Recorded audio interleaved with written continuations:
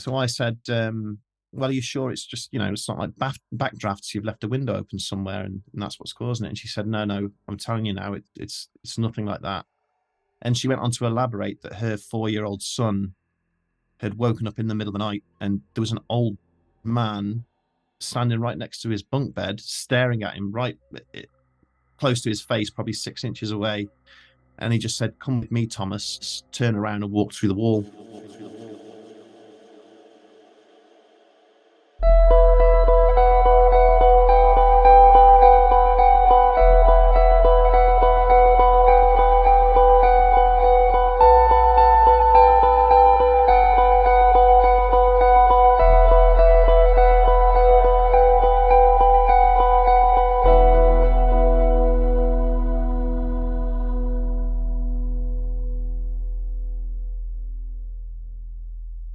Hello, and thank you for tuning into Your Ghost Stories.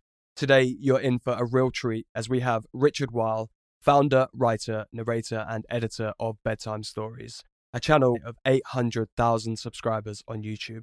So, big welcome to Rich, and thank you for taking the time to join us. So, could you please tell us a little bit about Bedtime Stories and why you started back in 2015? Well, basically, I came from the era of when X-Files and sort of the remake of Outer Limits came out. So I was always into kind of normal and supernatural. And my mum's always been into that kind of thing. She's done palm reading and things like that ever since she was, a little girl and everything. So she kind of ingrained that into us growing up. She'd tell us ghost stories and things. And me and my brother Adrian, we had this idea. You're talking back in the kind of late 90s, early 2000s, to set up a website where I would write articles for it, talking about various ghost stories or weird events like, alien sightings and stuff like that. And he was an artist, so basically he was going to do the kind of banner images for each article. And that's basically where the genesis of the idea came from. And we always talked about it over quite a long period of time. We just never got around to it. You know how life gets in the way of making other plans and all that kind of thing. And unfortunately, in 2014, he passed away. And at that time, I just thought, well, life's too short to kind of not do what you want to do. So it kind of evolved from a website idea into a YouTube idea, and basically that's where the bedtime stories came from. Wow, sorry to hear about the passing of your brother. I know how that feels. I lost mine back in 2008. Oh, sorry to hear that too. Yeah. So when it comes to creating your YouTube channel, was it something that came really easy, or did it take some time for you to work something out? Because the channel is so unique in terms of the narrating and down to the artwork that it's just so captivating. But yeah, did it all just sort of fall into place? Not initially. I mean, obviously, I spent about a year and a half looking for an artist who could kind of replicate my brother's style, it was very simple. I don't know if you look, but on the videos on our channel, the artwork was very simple to start with. And it's not because Mikey's improved. He's just thought, obviously, because we've got such a big following now, that he's got to put in a bit more effort, kind of thing.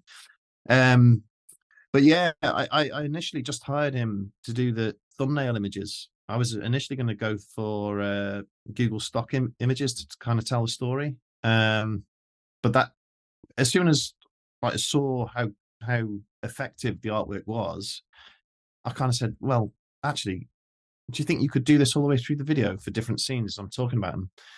And he said, yeah, no, that could work. And I said, well, I'm not made of money, so how much could you do it for? And I think he offered to do it for about £6.60 per image.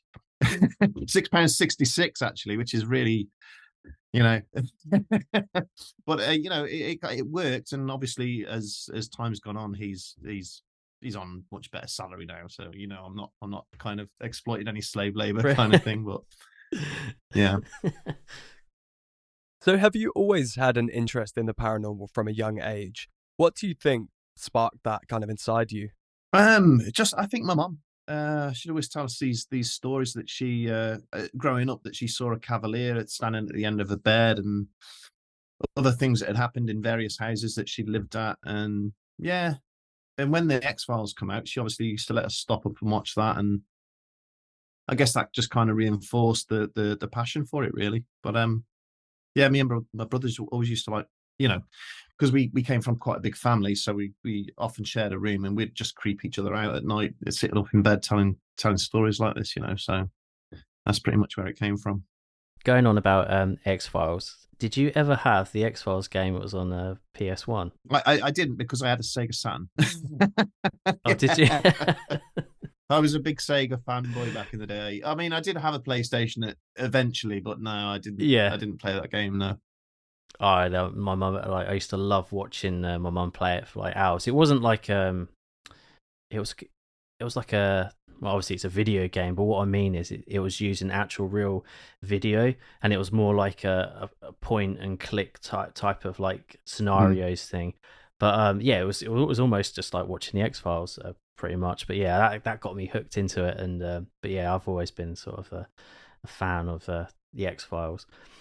But talking about the paranormal, as this is a ghost podcast, do you have any paranormal stories or anything that has happened to you? I do, actually. I've actually related them on one of our YouTube videos. We started doing the personal stories of the Bedtime Stories team series of videos, and I've related quite a few stories on there. But yeah, I mean, do you want me to tell them, or? Yeah, please. Your ghost stories. Your ghost stories.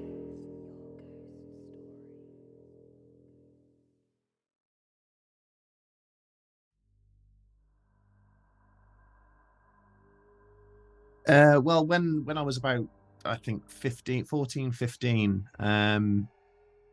a friend of mine, he lived just up the road. He was like my best mate, and obviously he had a PlayStation, so we'd always kind of go around each other's houses and play on, like, sometimes he'd come around play on the Saturn, I'd go around and play on the PlayStation.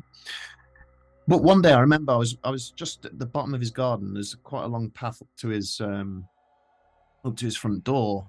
And as I'm walking through the front gate at the front of his garden, I see this little girl in a pink dress, and she's running off around the side of the house. And there's an alley that goes up the side, and she kind of disappears around the corner. I didn't think anything of it at the time, because he comes from a big family too. I think he had 4 sisters and a little brother, so there was 6 of them. So I just thought it was one of his little sisters. Anyway, go and knock on his door, see if he's, coming out to hang out or whatever. And I said, I think I just saw Natalie going up the side. And he said, it wasn't Natalie. There's nobody else in the house. I said, but I've just seen somebody going up there, a little girl going up the side of your house. He said, no, that wasn't Natalie. He said, I think you've just seen a ghost. And I asked him what he meant. And he said, well, basically, some weird things have been happening in this house, and we keep seeing this little girl with a pink dress, and it all stemmed from his family went on holiday, basically left him in the house on his own for about 2 weeks, and that's the length of time they were going away for. But they ended up coming back early, so they'd only been away for 4 days, and they came back early, and didn't say why. They just said, oh, we weren't enjoying it, we weren't having a good time, or whatever. And after they came back, he started having these experiences where he would hear footsteps running around upstairs when nobody else was in the house. And he'd be walking past the bottom of the stairs, and he'd look up and he'd just see the tail end of a pink dress going round the corner. And it got so bad that, he'd start like really intense kind of thumping noises upstairs. And once he went up there to check, and he heard laughing inside one of the wardrobes. He opened up one of the wardrobes, nobody was in there. And this is when he's in the house on his own. And he told his mom about it, saying, I keep seeing this little girl with a pink dress.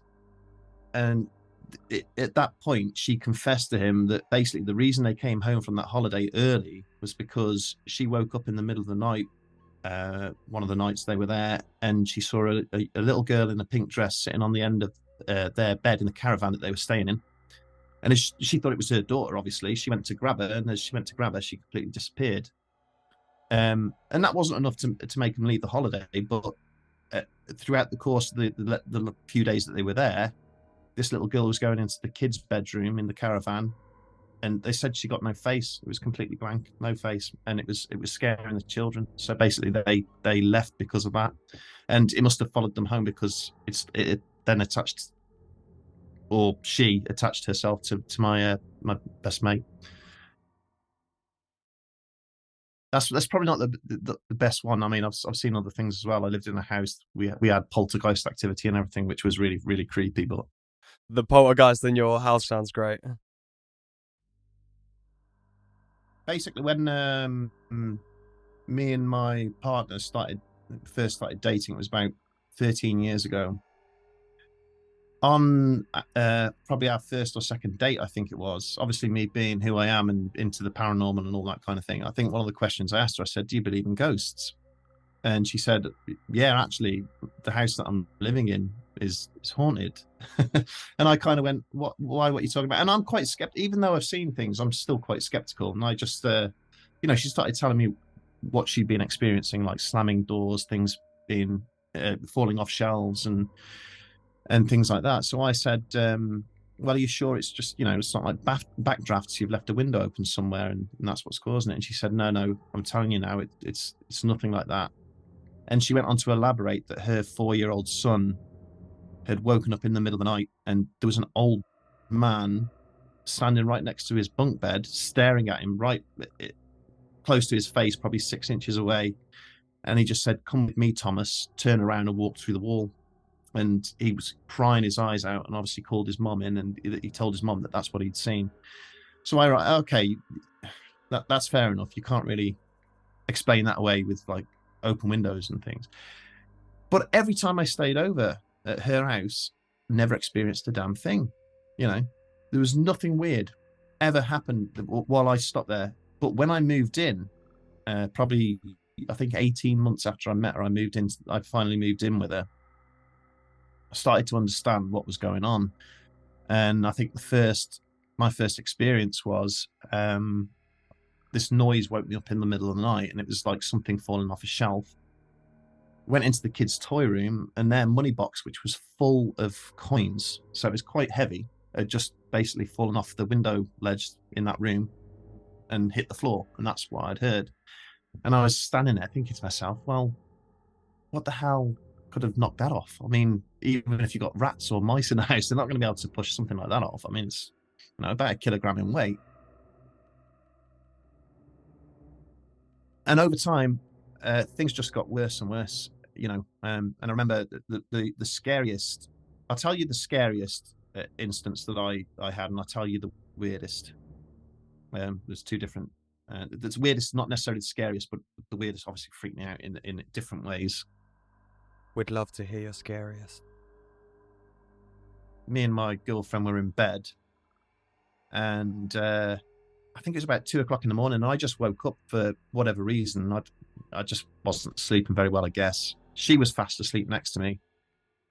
Laying there for about 5 minutes, and I hear the biggest thump or bang that I've ever heard in a house. I mean, like people say, oh, it's floorboards creaking back into place or whatever. It's the house making these house noises.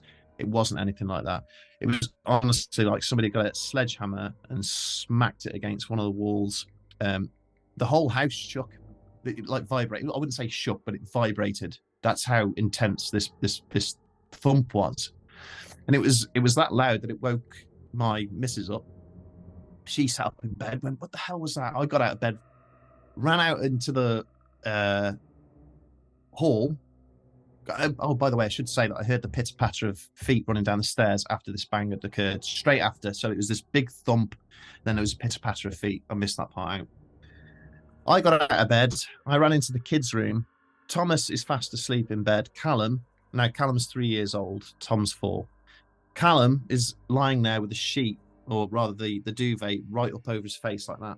And I'm saying, "Are you okay? What's the matter? Do you see Did you see something or whatever?" Because I obviously thought at that time, well, we knew that something weird was going on in the house. And he said there was somebody on the landing, and I said, well, who did you see? And he looked at me and he said, Batman. Right now, I said, Batman. What are you talking about? Obviously, to a 3-year-old's mind, you got to think about what a shadow person would look like. And obviously, he'd just seen this black shadow on the landing. And I know it was obviously a black shadow because Lindsay, my partner at the time, she had seen this black shadow standing next to her bed as well. And he said, yeah, it banged the door and it ran off down the stairs. That's what he told us. Um, but yeah, that was quite a frightening experience because it was just so oh, violent. Is the only word I can use to describe it. It was like aggressive and angry. Um, and the weirdest one I've got to say, the weirdest experience was, I should say at this point, we got a medium out to the house, and she made my missus go around saying this prayer. Like I think it was something like placing angels and saints on the doors and windows to stop anything bad coming into the house. And for a while, the activity completely died away. We didn't experience anything. And it was weird what she said, actually. She said, I can sense like a cantankerous old man that's in this house. That's the presence that's in this house. And I just thought that was weird because the 4-year-old had seen like this old man standing next to his bed. And we hadn't said anything to her. Obviously, we did what you call a blind reading. So she had no information at all. Um, anyway, so after this blessing, the activity died down. But then after about 6 months, it started to kind of intensify again. And I remember my missus at the time, she'd gone upstairs to tidy up the children's bedrooms, to do a bit of housework upstairs, I guess. And it was just after Christmas. So, you know, those chocolate coins that you get with the foil wrappers on them?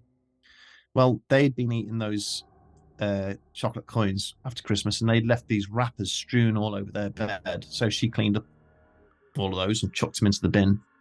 And I think there was a pair of socks or something she said she picked up because it had a hole. They'd got a hole in them and she chucked them in the bin with them, with these wrappers. She came downstairs to get the Hoover. I had a day off work. The kids were at school, by the way, but I had a day off work. So I was just kind of lounging around the house, taking a break and whatever. And so she'd gone upstairs with the Hoover. And halfway up the stairs, she calls down to me and she says, Rich, come and look at this. So I walk up the stairs after her, and no word of a lie, on top of the landing, these foil wrappers are in a pyramid formation, all crunched together like this, with a pair of socks resting right on the apex. Now, it was so bizarre because this is physically impossible for this to occur. It was like the socks were being held or suspended by an invisible wire, like from the ceiling, right on top of this pyramid of wrappers, the gold coin wrappers. Obviously, when you're in that situation, you see something bizarre like that. Your first thought isn't, "Oh, I'll go and get my camera and take a picture of this." Me being who I am and like wanting to know how things work, and I reached out with my finger and touched it. And as soon as I touched it, I got this static shock, and the whole thing just collapsed. Socks fell off. All the wrappers came apart. So yeah, that was definitely the weirdest experience in that house. Anyway. That's terrifying. So, what do you think's going on in that house? What do you think the presence is? Where did it come from originally? Yeah, well, I can tell you that it wasn't just that house. Every house we've moved into afterwards, and the flat that my partner lived in before that, she had experiences, and she kept seeing this. I've actually got a picture of this shadow person, which I can send to you as well, taken by one of the children, and it's freaky. Honestly, it's really really freaky. But I don't think it haunted the house. I think it was haunting her because when she was about 15 or 16, she did a Ouija board, and they were just messing around. Only two of them, her and a friend, and they both got the fingers on the glass, and the glass started moving. And obviously, they were blaming each other, saying, "No, come on, you're moving the glass. No, no, you're moving the glass. I'm not doing it." So they asked. They said, "If there's anybody here, can you give us a sign?" And the phone in the house immediately, the house phone just rung once, like brrr, and then stopped. And they looked at each other, kind of thinking, "Oh, that was really freaky." But I don't. Maybe somebody just rang and they realized they got the wrong number. So they asked again. They said, "If that was you, can you give us another sign?" And the candles that, because they'd lit candles and put them around the Ouija board. The candles flared up really high like that for a split second, then went back down. And she thinks that ever since she did that, whatever entity was there that night doing those things has followed her. And even in this house here, I've had some strange experiences. And this is a new build as well, so It sounds it's like something fresh out of a horror film with old like candles sort of like spark. Well, not spark, but you know what I mean, like sort of grow massive in flame. Yeah, I've heard many stories about like doing like Ouija boards and stuff like that can sort of like open doorways and whatnot. I went on this ghost say it's ghost tour or experience. It was like this really old cottage, and there was a load of group of people, like a load of randomers that they put you in groups, and then for whatever reason they had a load of Ouija boards, and it was like, yeah, go and have a go.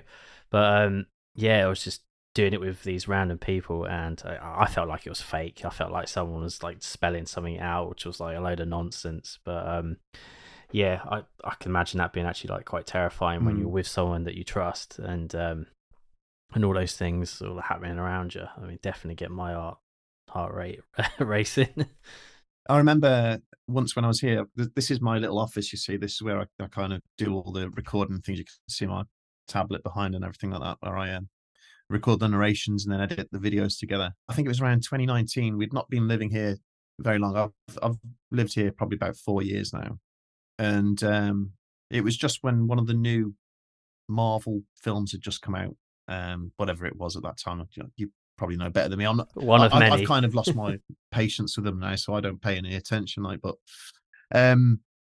yeah. So she'd taken the older two. So I should mention that Thomas and Callum, the kids from the first stories, that they've obviously grown up and they're 17 and the other ones just turned 16, so like 13 or 14. So she took them to the cinema, and I was left with our three smaller children. The twins were 1 year old, and Hudson, the middle child, he was I think about 3. So anyway, I'm sat in this office, I'm working away. They've all gone to bed. It's probably about 9:30, 10 o'clock at night. And I'm just sitting here working, editing a video together, and I hear the bathroom pull switch go. It's a very distinctive sound, and I think, oh, Hudson must have gone to the toilet. And then no sooner have I had that thought, I think, actually, he's not even tall enough to reach the switch. So what the hell's just? So I go upstairs and I'm thinking maybe one of the older lads has stopped behind and didn't actually bother going to the cinema. And I check their rooms. Nobody's in there. As I'm walking past the bathroom, the light switch is actually swinging in a circular motion, as if somebody's just pulled it and left it kind of, but the light's not on. So I'm thinking, that's really weird. I go into Hudson's room. He's flat out asleep, snoring. There's no way he's got out of bed. And even if he could, like I say, he's not tall enough to reach it. And he was potty training at the time, so he would have been in his nappy anyway. So obviously I'm a bit creeped out. I'm thinking to myself, well, what the hell has pulled this switch? But as I'm walking back downstairs, I walk past the master bedroom, which has got an ensuite bathroom, and I hear the pull switch go in there as I'm walking past the door. And I burst into my room. I go running into the ensuite bathroom, lights off, but the pull switch is swinging in a circular motion like this, as if somebody's just pulled it. And I think, Jesus Christ, I basically come back downstairs and I shut my dog in the room with me, basically, and try to ignore anything that's going on upstairs at the time. But Hudson, he's now 7. I remember him saying to me, he come down one morning and he was saying, the Black Star was outside my room last night. I looked at him, I thought, Black Star, what are you talking about? He said, the Black Star. I'm just sitting looking at it, thinking, what on earth are you trying to tell me? Like, Anyway, he keeps going on about this for 2 weeks. 2 or 3 weeks, he keeps saying about this Black Star, saying that it was outside in the garden, hovering above the ground. Okay, fair enough. I just think he's just having a dream or something like that. Probably about 3 or 4 months later, Cosford Air Show is coming up. It's quite a big air show around where I live, which is in the Midlands area. So, it's going to be his first air show. And I think, if I get him in the mood, we'll watch some sort of jet fighter planes on YouTube. So we're watching these airplane videos, and the F-117 Nighthawk comes on, and he immediately goes, that's the Black Star. That's the Black Star. And he's adamant that this is the Black Star. And I said, you saw that hovering outside your window? And he went, yeah, that's the Black Star. That's the time the owls were jumping through the trees outside my room, through the branches, because he's got a tree right outside of his bedroom. So obviously 2 things go through my mind at that point. I don't know if you know, but the Skinwalker Ranch stories, Terry Sherman always talked about the F-117 shaped UFO that hovered over the ranch. Now, my kid doesn't know anything about that. I wouldn't let him watch anything to do with that, this kind of thing. But he's mentioned it straight from the horse's mouth. He's talking about this thing hovering outside his window that looks like an F-117. And then obviously the owls hopping around outside his window. I know it was used in the fourth kind as like a horror trope, but it is actually a thing with abductees. They talk about how they see owls as it's almost like a trick of the mind to convince you, obviously, that you're seeing something that you're not. But yeah, I just thought it was really, really weird and really freaky. It's just a kind of a side story, I guess, but yeah. Man, as somebody with such a creative mind, not a lot must scare you, but it sounds like you've experienced some terrifying things throughout your life. So we're on Your Ghost Stories, about 25 episodes into our podcast, and I've got to say, your stories have really, really given me a chill. As a writer yourself, are there any writers or directors that really inspire you with bedtime stories? Or obviously H.P. Lovecraft. I'm a massive fan of his stuff, and I just love the way he writes as well. He's such a great writer. So yeah, I'd definitely say, as far as writers are concerned, it would be H.P. Lovecraft. And as directors, not really, not that I can think of. Most horror films are pretty, they're not very good, are they? It's hard to find a good one. Yeah, exactly. I mean, M. Night Shyamalan stuff, his early stuff, like the Sixth Sense and all that, I thought were really well written. But yeah, he kind of went off at a tangent, didn't he? Started making a lot of garbage, I guess. But I mean, I think he's found his groove. Is later on. I mean, some of the later stuff he did was very good, but yeah, sometimes a bit of hit or miss, isn't it? But then that's with like most sort of like the horror sort of like genre anyway. You either get those really good sort of like films that really stick in your head. I think what's that one? The Descent, where they all go underground, cave in, and then they I do like that one. These like creatures. Yes, yeah. So I really enjoyed that. Then I think they brought out another one, and I think that was awful. But it's again with was it 40 Days of Night, about the whole sort of like vampires in the Alaska. Absolutely amazing. And then I was in Tesco's, and this was years ago, and there was meant to be like a sequel to it, so I bought it and I watched it. It was absolutely rubbish, and I took it back to Tesco's. I went, "Can I return this, please?" And she goes, "What's wrong with it?" I went, "Yeah, it's a really bad film." She's like, "No, sorry, we're not like Blockbusters. We can't take it back unless it's damaged." And I was like, "Oh, okay." Scratch the DVD and then send it back. Yeah. But do you know what terrified me as a kid was Predator. Yes, yeah, the first Predator.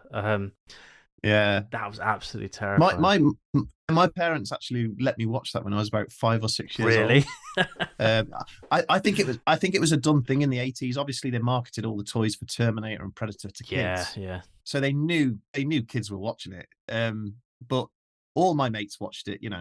I honestly think that was a done thing. And I just remember being in the video shop when Predator 2 come out, and we're standing at the counter. My mom was renting some film for her and my dad, and then me and my brothers noticed Predator 2's out. It's just come out on video. And we're like, oh, Predator 2, Predator 2. And my mom picks up and goes, and I'll have that as well for the kids. Yeah, crazy. On our last podcast that we did, I was just we were chatting about how I think I was 10 years old when I watched The Exorcist. Oh, God. And Yeah. I still don't think I've ever watched that yeah, It's film. don't let unsettling. your kids watch it. No. No, I don't. I wouldn't let my kids watch anything like that anyway. It's all, well, then again, Disney can be just as bad with the Yeah. subliminal messages they put in there Yeah, without saying too definitely. much. But Yeah, my dad was yeah. actually he watched The Exorcist when it come out back whenever it was in the 70s or something, and that actually sort of like petrified him, and I think he had like nightmares for like 2 weeks or something. But I actually saw The Exorcist in the theater, and it was actually I thought, well, what's this going to be like? I was dragged along to it, and I thought, oh, it's going to be a load of crap, and I was absolutely hooked. It had what's it called? Sir Ian McKellen was doing like the voice of like the demon or the devil, and it was so sort of like captivating and horrifying with like just watching people sort of like acting it out. They had like proper sets and everything, but yeah, I thought it was really good. I was going to say that the last film that absolutely terrified me was Paranormal Activity, the first one. It affected me for about I couldn't sleep for about 2 weeks after watching that. And I was in my 20s when it came out. But obviously, having the experiences that I've had, I thought, oh my God, that is just an awful kind of situation to be in. And you hear all these stories about how entities attach themselves to people and stuff, Yeah, and that's what that film was all about. It was, so. and then the franchise got really bad. Oh God, yeah, yeah, yeah.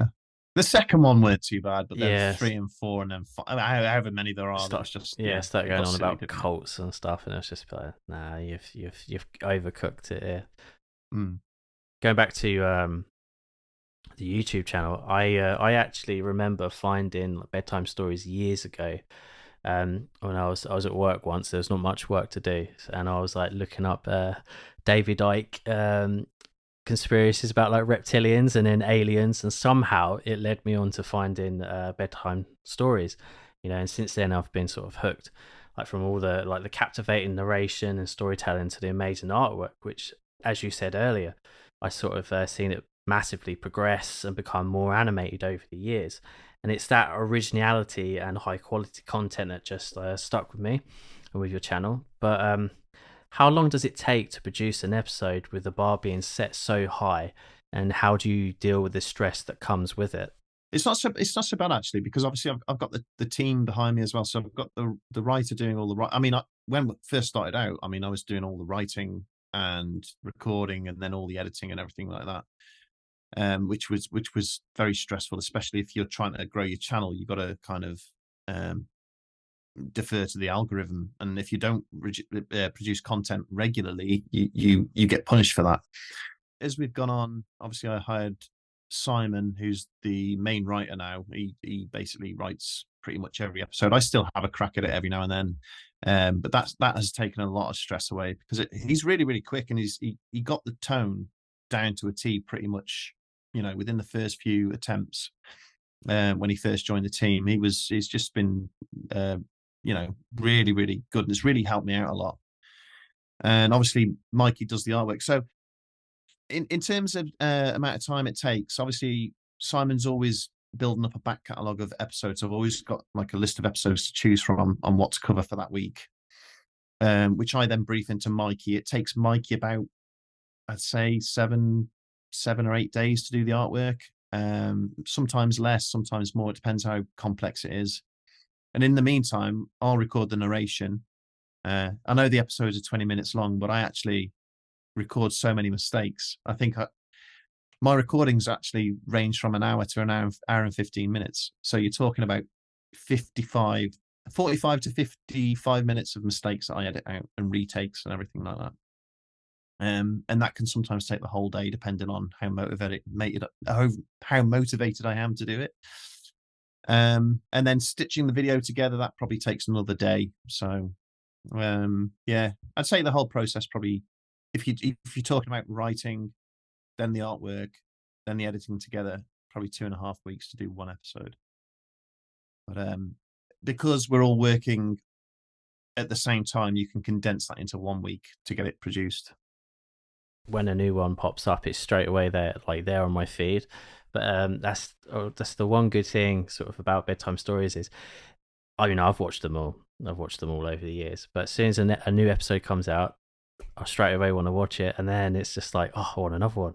I want another one. So it's that sort of like, it just keeps drawing you in, and it's just what you guys, you do a fantastic job of really sort of like telling these great stories that take me away from my mundane day job. I probably shouldn't be listening to, watching videos at work, but unless my boss is going to start listening to my podcast, he's not going to know. Yeah. We've actually just relaunched our podcast as well under Borland Studios. You know Mr. Borland? Yes, yeah, I know Mr. Borland.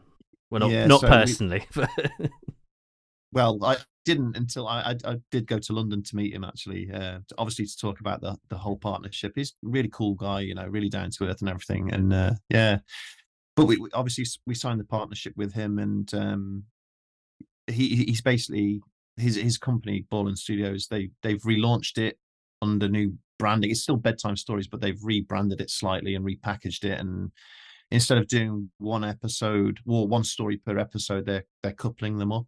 So it's actually 2 stories in one episode now.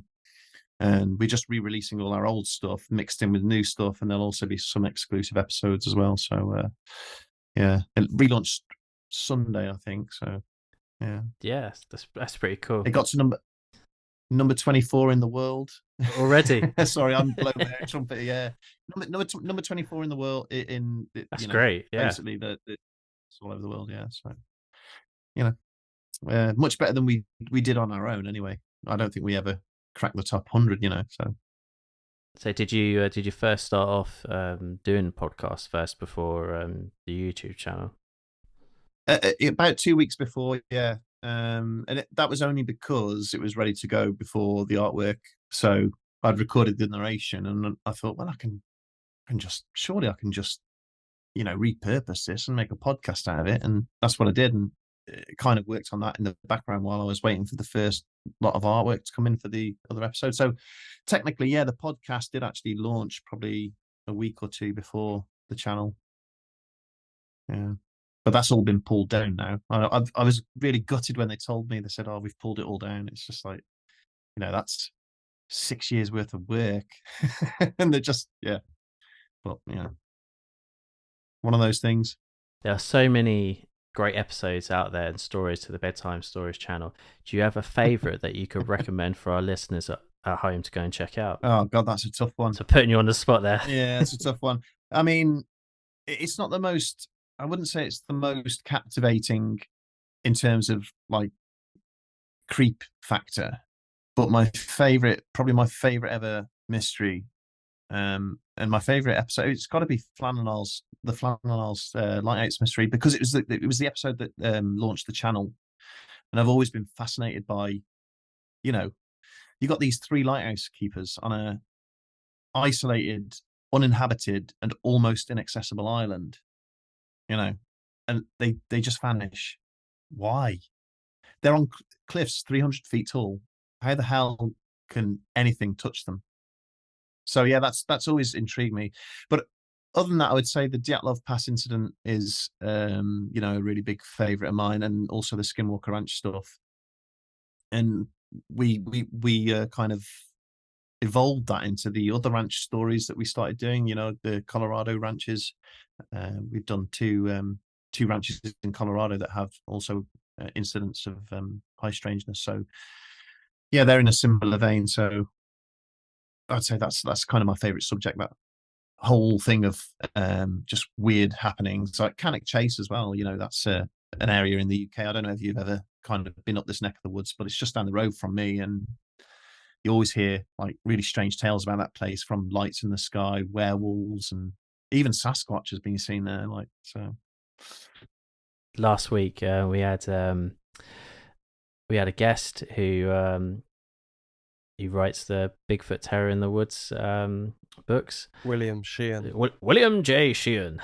He's a really, really cool guy. And I mean, I listen to podcasts when I'm at work anyway, so I'm well into my Bigfoot and cryptids, just listening to, like, I think it's Sasquatch Chronicles, and just like listening to people's sort of stories. But like I actually learned about sort of Cannock Chase from one of your videos. Actually, that got me into the sort of like into the topic and looking into it, because, you know, other than hearing one story about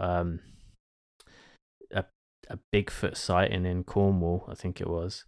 You don't really hear anything from the UK, so it was fascinating to sort of like find out more things. I mean, I think me and Jamie, we've been to Cannock. I think we went there maybe last year, I think it was.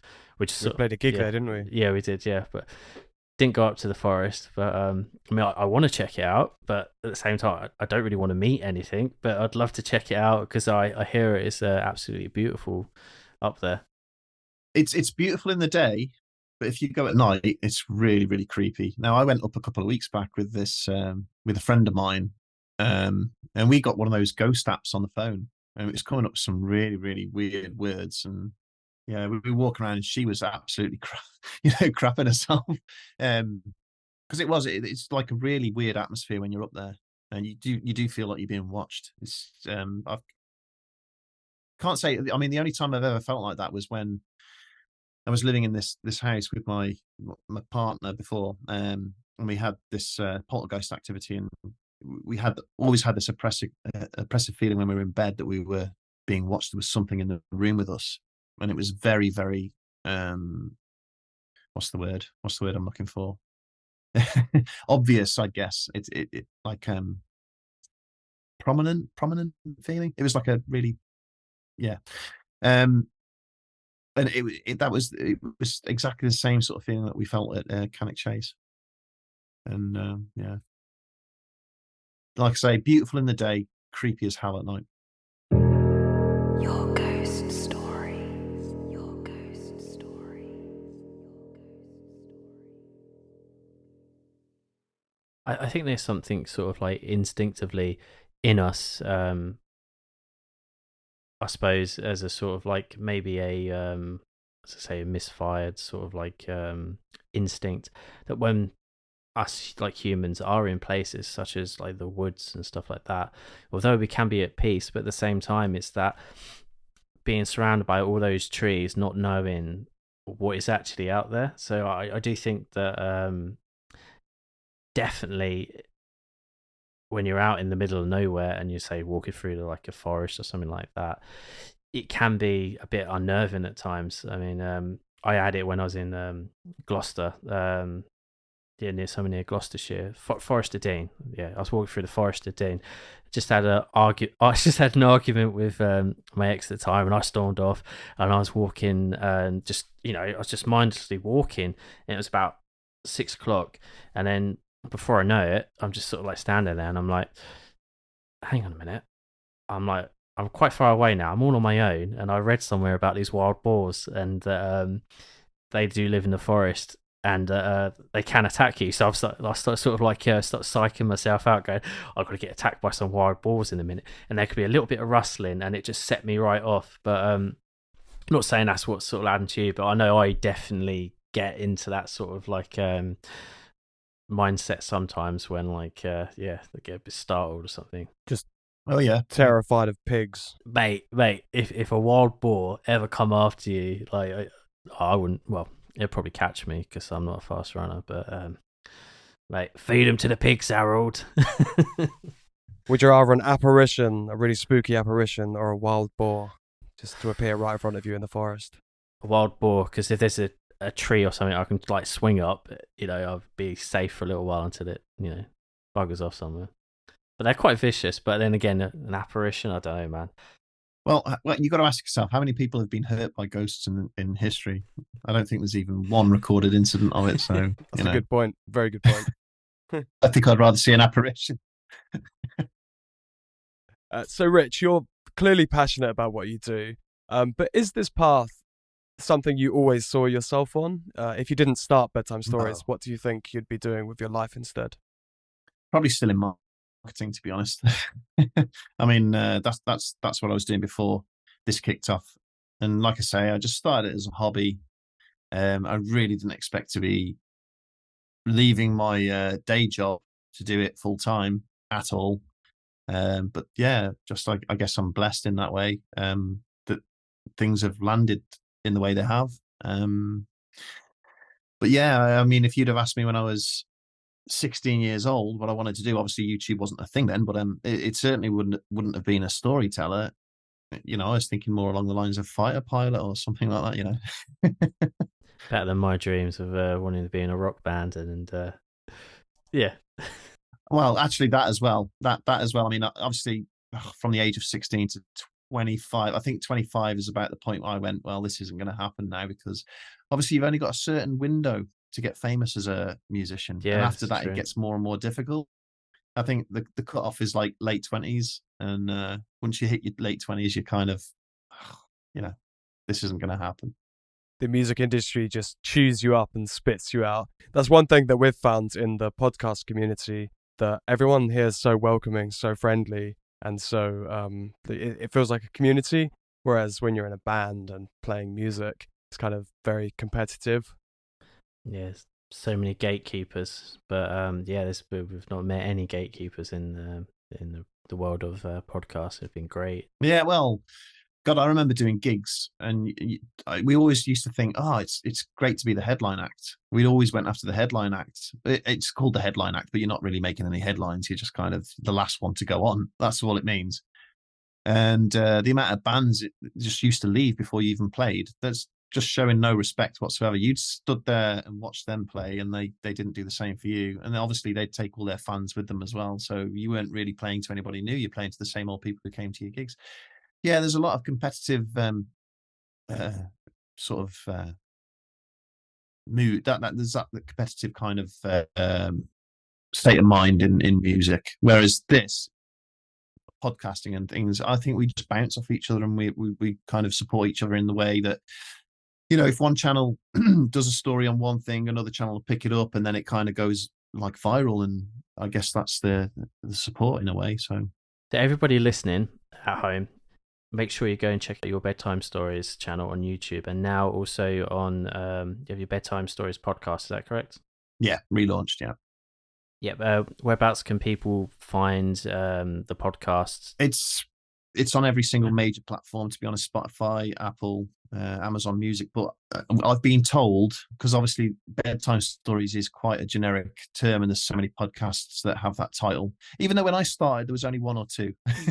there's been an explosion of Bedtime Stories titled podcasts. But you have to search for Ball and Studios, and then look for Bedtime Stories to actually find it. And it's the thumbnail is kind of like the logo of our YouTube channel, but yeah. That's a picture of a white skull, isn't it? Is that right? Yeah. Yeah. Brilliant. Yeah. It's not a picture of a nice fluffy little duck. A little children's bedtime stories. Not that kind of bedtime story. Yeah, exactly. These are not the stories children want to hear, for sure. No. Well, it's been such a pleasure. Unless it's from the 90s. It's been such a pleasure to have you on, Rich. So thank you so much for your time and for joining us. Yep, thank you for having me. It's been fun. Cheers, man. That's awesome. Thank you so much for for coming on and doing that with us. That's been great. Thank you.